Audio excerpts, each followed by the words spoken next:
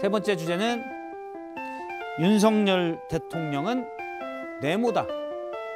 역시 저희가 판례를 준비해 왔습니다. 아무래도 이렇게 한 문장으로 쓰면 명쾌하기 때문에요.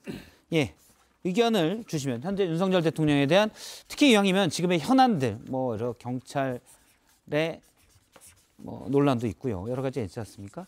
그 부분에 대한 현 정부에서 어떤 입장을 가지고 있는지를 한 줄로 써주시면 되겠습니다. 시간이 이제 많지 않게 남아서 조금 약간 말을 좀 요약해서 말씀해 주시면 고맙다는 말씀을 먼저 드리겠습니다. 예, 이 부분은 강훈식 의원님부터 같이 들어서 얘기를 해주시겠습니까? 윤석열 대통령은 경 대통령이라고 썼는데요. 예. 요즘이 네티즌 언어인데 네티즌들이 요 경이라는 표현을 쓰더라고요. 사실은 왜 그런가 이랬더니 세상을 다 거꾸로 뒤집는, 역사를 거꾸로 뒤집는 대통령이 아닌가. 저는 이런 생각을 지울 수가 없습니다. 민주주의 강화라고 그랬는데 민주주의는 오히려 약화하고 경찰국 신설에서 통제를 강화하고 있고요. 예. 그리고 경제 살리라고 했더니 근본적인 해법은 없다고 이야기하는 대통령 아닙니까? 능력주의 인사했다고 그러는데 시민사회 수석은 나와서 엽관제를 운운합니다. 저는 청와대가 국민하고 가까워지려고 용산으로 옮긴 줄 알았더니 오히려 반대로 더 멀어져서 용산은 왕실처럼 느껴지는 정도까지 가버렸습니다. 저는 윤석열 대통령 이후에 지난 두 달 보면 나머지도 다 예측이 되는데요. 두 달 보면 거꾸로 돌아가는 대통령이다. 그리고 거꾸로 대통령, 이 네티즌의 말들을 제가 이렇게 한번 해석해 봤습니다. 경 대통령이다. 이렇게 말씀드립니다. 예, 박주민 의원님은? 저는 윤석열 대통령은 백지다라고 썼습니다. 인수위 시절도 거쳤고 정권도 지금 두 달이 넘었습니다. 어떤 분들은 빠르다라고 말씀하실 수 있을지 모르지만 지금 정도면 이 정권이 뭘 하려고 하는지 또 뭘 하고 싶은지가 드러나야 됩니다. 아직까지 드러난 바가 없고요. 그나마 조금씩 나오는 내용을 보면은 제가 방금 말씀드렸던 것처럼 그냥 백지 같은, 아무것도 안 하겠다는 것 같은 그런 상태인 것 같습니다. 걱정입니다. 지금 사회적으로 경제적으로 계속 위기다라는 신호가 들어오고 있지 않습니까? 그럼에도 불구하고 뭘 하겠다는 게 없어서 국민들의 삶은 더 불안해지는 것 같아요. 그래서 좀 더불어민주당이 야당이긴 하지만 좀 비판만 하는 것이 아니라 대안정당이 되고 또 적극적으로 국민의 삶을 보호하는 그런 역할을 해야 되겠다라는 생각을 하고 있습니다. 예. 그러면 두 분의 또 의견도 듣겠습니다. 같이 들어주시고 한 분씩 말씀해 주시면 되는데요. 예. 예, 불안 정권의 걱정 대통령입니다. 다 잘할 것처럼 얘기하시더니 방역도 불안, 경제도 불안, 외교 안보도 불안, 인사도 불안한 그런 불안 정권을 이끌고 있는데 대통령은 아침 9시 출근하는 출근길마다 온 국민이 오늘은 또 무슨 말씀을 하실지 조마조마한 그런 걱정을 하게 하는 대통령이 나라와 국민을 걱정하는 게 아니라 국민이 대통령을 걱정하는 그런 걱정 대통령이 되어가고 있습니다. 민주당이 달라져야 합니다. 저 상대가 엉망진창이니까 우리가 대충 해도 되겠구나. 반사 이익을 기대하는 그런 정당이라면 사실 다음 선거에서도 저희가 이기기 어렵습니다. 방심하면 죽습니다. 우리 다시 정신 바짝 차리고 국민의 삶을 책임지기 위해서 불안 정권과 걱정 대통령을 어떻게 우리가 견제하고 이끌어 나갈 건지를 잘 고민하는 그런 전당대회가 될 수 있도록 박용진이 앞장서겠습니다. 마무리 발언이요?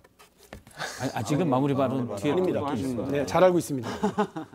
저는 윤석열 대통령은 고혈압 유발자다 이렇게 표현을 하고 싶습니다. 지지율 하락? 원인 알았으면 잘했겠죠. 물가 안정? 뾰족한 대책이 없습니다. 대통령이 이런 말을 할 수 있습니까? 아마 우리 국민들 혈압이 팍팍 오르고 있을 겁니다. 인사 참사가 있었습니다. 많은 국민들이 이런 거에 대해서 분노하고 있는데 그런 것들에 대해서 전 정권 장관 중에서 이렇게 훌륭한 분 본 적 있느냐 이런 말을 했습니다. 교육부총리 후보자를 방석집에서 논문 심사하는 사람을 앉혀놓고 국민들에게 뽑아달라고 했습니다. 보건복지부 장관 후보자는 40년 지기 자기 친구를 갖다 놨습니다. 그 친구는 아들과 딸을 편법 입학시키는데 혈안이 됐던 사람이었습니다. 그 다음에 후보자가 뭐였습니까? 정말 우리는 정말 쓰레기차를 피하는 줄 알았더니 똥차를 우리한테 보낸 꼴이 됐습니다. 정말 이런 사람들을 우리 국민 앞에 내놓고서 그것에 대해서 그렇게 떳떳할 수 있는 대통령을 보면서 우리 국민들의 혈압은 너무나 치솟고 있다고 생각합니다. 이런 부분들 하나하나에 대해서 우리 국민들이 윤석열 대통령에게 어떤 것을 기대하고 있을까요? 저는 좀 더 대통령의 말이라든지 행동 하나하나가 좀 더 우리 국민들의 마음을 헤아리고 좀 신중하고 정제됐으면 좋겠습니다. 예. 그러면 네 분 다 이렇게 얘기를 해주셨는데요. 짧게 그러면 민주당은 169석의 거대 야당입니다. 정부와의 관계를 어떻게 가져가야 되는지 짧게 한마디씩 좀 들어볼까요?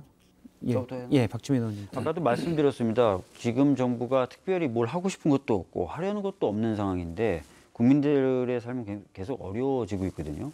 그나마 내놓는 걸 보면 그동안 사회적으로 힘들게 싸웠던 국민들에 대한 방파제를 허물려고 그러고요. 능력이란 이름으로 차별이라든지 불평등을 정당화하려고 하고 있습니다. 예. 그렇기 때문에 저희가 이런 부분에 있어서는 오히려 적극적으로 정책적 대안을 내놓고 국민들과 소통하는 가운데 실질적인 추진까지도 저는 나가야 된다고 생각합니다. 정책적 대안으로. 정리해 보자면 단순한 비판 정당을 넘은 대안 정당 이렇게 말씀드릴 수 있을 것 같습니다. 두 가지가 다 필요한 거죠. 아까 말씀드린 것처럼 대안정당이 돼야 됩니다. 그것은 제가 잠깐 말씀드린 것처럼 국민들이 이미 기권이라고 하는 투표지가 생겼다라는 점이기 때문입니다. 예. 국민의힘도 싫고 민주당도 싫다. 난 기권할란다. 그분들에게 우리가 다가가야 됩니다. 그게 대안정당의 필요성이 이유고요. 두 번째는 어쨌든 야당입니다. 야당은 국민들을 긁어주고 지금 현재의 여당을 정확하게 지적해줘야 된다고 생각합니다. 그걸 잘 해내는 것이 169석의 힘으로 또 증명되는 것이다. 저희가 법안을 주도할 수는 있습니다만 국가를 운영을 주도하는 것은 여당입니다. 그래서 아픈 지적들을 해내고 반대로 국민들이 통쾌하다. 내 말이 맞았다. 내가 느끼는 게 우리 지금 민주당이 해주는 말이구나. 이 두 가지 선명야당과 대안정당이 우리가 갈 길이다. 성명과 대안. 비슷합니다만 화전양면에 모두 능수능란한 그런 민주당이 되어야 된다고 생각을 하고요. 무엇보다도 저는 현명한 민주당이어야 된다고 생각합니다.